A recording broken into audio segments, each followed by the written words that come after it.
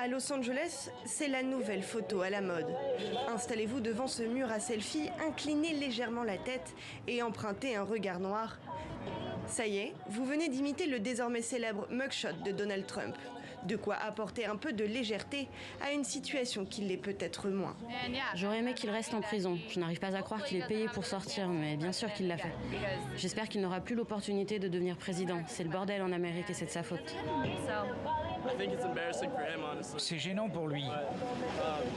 Mais c'est marrant de se moquer de lui dans la rue. Une autre personnalité bien connue semble elle aussi s'amuser de ce cliché. Quand on l'interroge sur la dite photo judiciaire, Joe Biden n'a que 2 mots à la bouche. Qu'en avez-vous pensé? Beau gosse.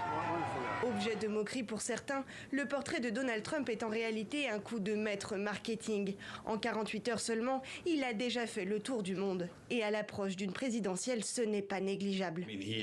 Trump est un savant, un génie en matière de marketing.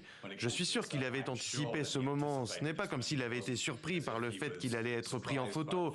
Son équipe devait savoir que cela allait se produire. Et ils ont évidemment planifié en conséquence, reconnaissant que c'était une énorme opportunité pour lui de s'approprier ce moment et de tirer parti de toute l'excitation et de l'intérêt qui allait être suscité dans le monde entier.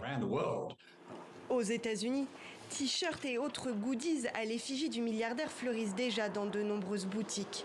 Une situation qui divise les Américains.